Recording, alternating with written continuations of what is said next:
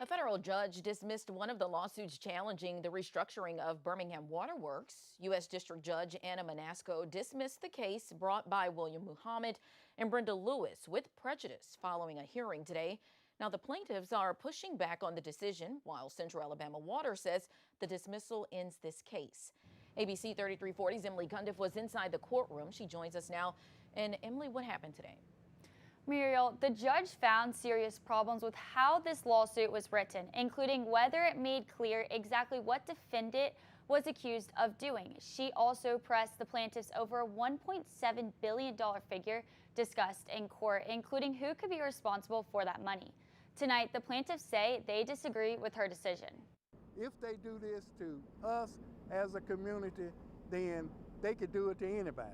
William Muhammad and Brenda Lewis challenged the state-mandated restructuring of Birmingham Water Works into Central Alabama Water. They argued the state unlawfully stripped Birmingham of control of its water system. But Thursday, a federal judge dismissed their case with prejudice, meaning they cannot simply rewrite this complaint and file it again. Judge Anna Manasco found problems with whether the complaint made clear what each defendant allegedly did and what the plaintiffs wanted the court to do. In this case, we allege the violations. That's not what the judge threw the case out on. The judge threw the case out on the fact that we couldn't allege precisely what each individual did.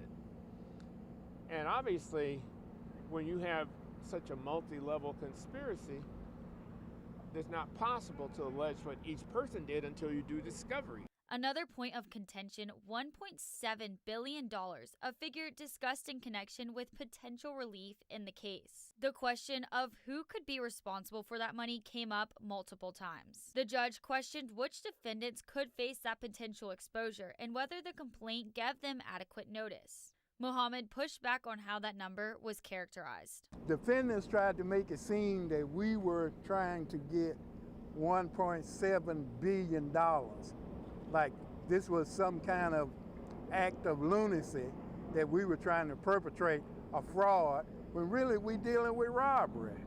We're dealing with an absolute straight up robbery from the state. Muhammad and Lewis say they disagree with the court's decision, but the judge did not give them another chance to fix the complaint, dismissing the case with prejudice. Central Alabama Water says it's pleased with the dismissal and says the ruling ends this case.